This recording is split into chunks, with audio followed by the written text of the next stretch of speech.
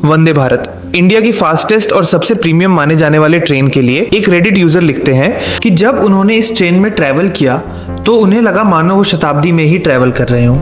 उन्हें automatic gets के अलावा इस ट्रेन में कोई भी ऐसा फीचर नहीं दिखा जिसको देखकर वो बोले कि ये ट्रेन शताब्दी से कुछ अलग है। तो क्या सही में वंदे भारत एक स्लाइटली अपग्रेडेड वर्जन ऑफ शताब्दी ही है, या जैसे कि इंडियन रेलवेज क्लेम करती है कि ये एक मॉडर्न इंजीनियरिंग मार्वल है और इंडियन रेलवेज की existing locomotive hold premium train जैसे कि शताब्दी या तेजस एक्सप्रेस के ऊपर एक मैसिव अपग्रेड है? तो इस वीडियो में हम इसी क्वेश्चन को आंसर करने की कोशिश करेंगे। यहाँ पर दोनों ट्रेन्स की थोड़ी सी हिस्ट्री के बारे में जानेंगे और एग्जिस्टिंग फीचर्स को भी कंपेयर करेंगे।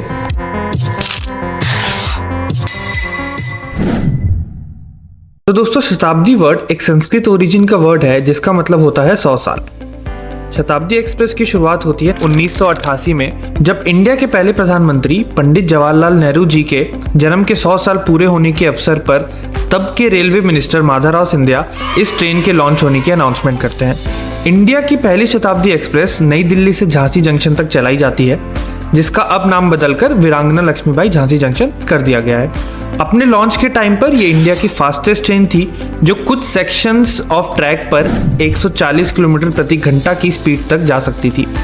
1989 में इस ट्रेन को झांसी से भोपाल तक एक्सटेंड कर दिया जाता है।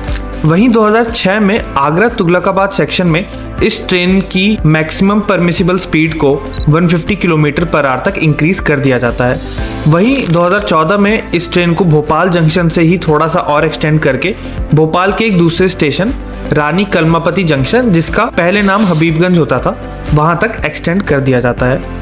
2016 में गतिमान एक्सप्रेस के इंट्रोडक्शन से पहली बार ऐसा होता है कि शताब्दी अपने लॉन्च के बाद इंडिया की फास्टेस्ट ट्रेन अब नहीं रहती है।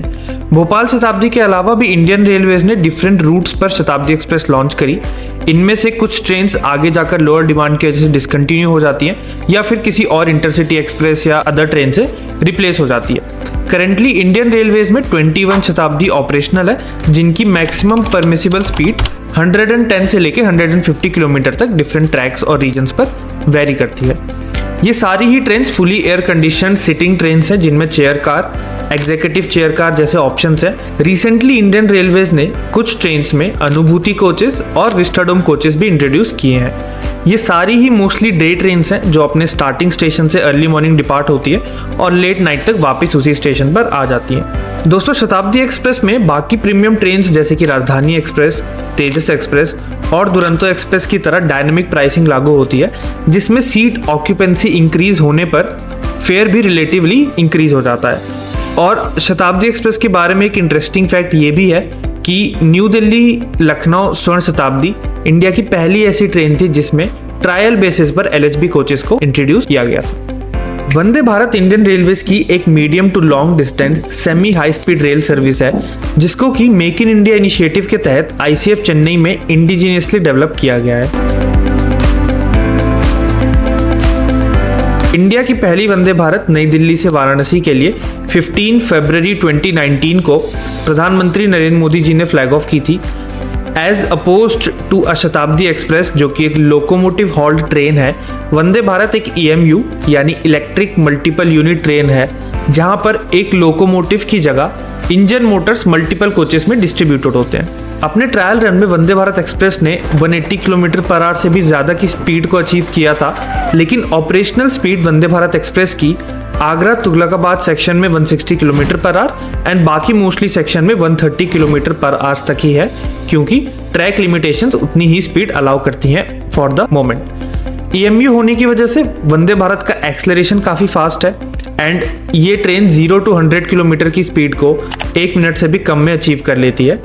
करेंटली इंडियन रेलवेज में 66 वंदे भारत ट्रेन ऑपरेशनल है, जिसमें से 16 कार्स वाली हैं, 7 जो है वो 20 कार्स वाली हैं एंड 43 8 कार्स यानी कि शॉर्टर ट्रेन हैं। तो यहाँ पर हम लोग वंदे भारत और शताब्दी को टोटल 6 पैरामीटर्स पर कंपेयर करेंगे, जिसमें से पहला पैरामीटर है ट्रैवल टाइम। अगर हम न्यू दिल्ली से कानपुर, जिसका डिस्टेंस 440 किलोमीटर है, उसके ऊपर कंपेयर करें तो वाराणसी वंदे भारत ये डिस्टेंस कवर करने में लगाती है 4 आवर्स एंड 8 मिनट्स। वहीं सेम डिस्टेंस पर लखनऊ स्वर्ण शताब्दी लगाती है 5 आवर्स एंड 8 मिनट्स। यहाँ पर 1 घंटे का टाइम डिफरेंस है वंदे भारत और शताब्दी एक्सप्रेस में, लेकिन क्योंकि शताब्दी एक्सप्रेस के 5 एक्स्ट्रा स्टॉपेजेस हैं सेम रूट पर, तो अगर वो स्टॉपेज वाला टाइम हम लोग कंसीडर करें तो बहुत ज़्यादा डिफरेंस यहाँ पर नहीं है। Almost half an hour is what we can say. वहीं अगर हम मुंबई अहमदाबाद रूट की बात करें, जहां ऑलमोस्ट सिमिलर डिस्टेंस है 492 किलोमीटर्स, वो कवर करने में वंदे भारत लगाती है 5.5 घंटे और शताब्दी लगाती है 6 घंटे और 20 मिनट।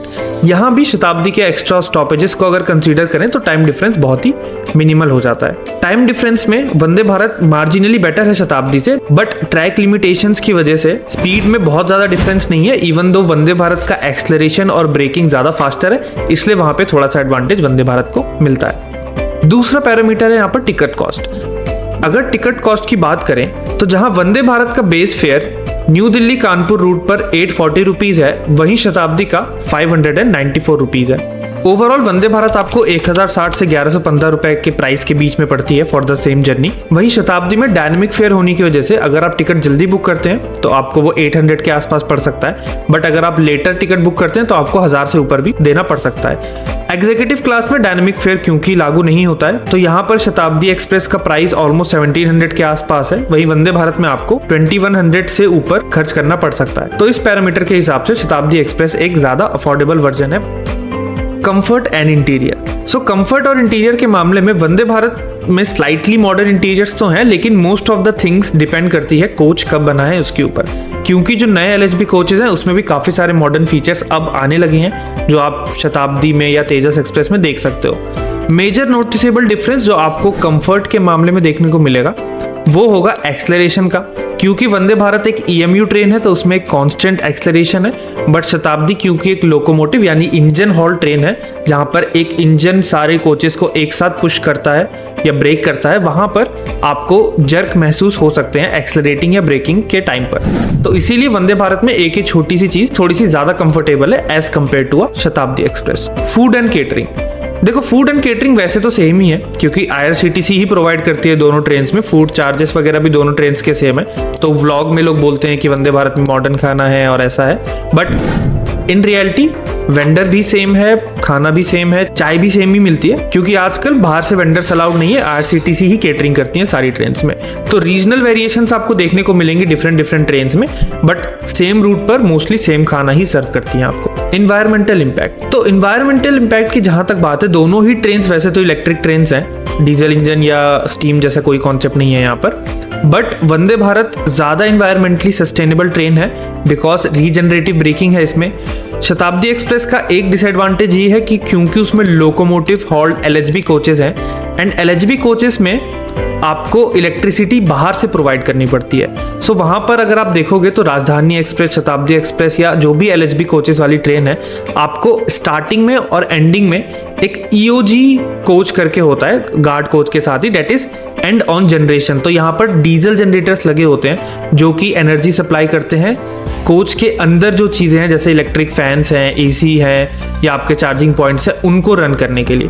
सो यहाँ पर डीजल जनरेशन की वजह से ये थोड़ी नॉइजी भी है और थोड़े पॉल्यूटिंग भी है as compare to Vande Bharat, जहाँ पर हेड ऑन जनरेशन की वजह से जो इलेक्ट्रिसिटी ट्रेन को रन करने में यूज होती है वही same electricity train pass on कर देती है अंदर के इक्विपमेंट्स को चलाने के लिए। Cost to Indian railways.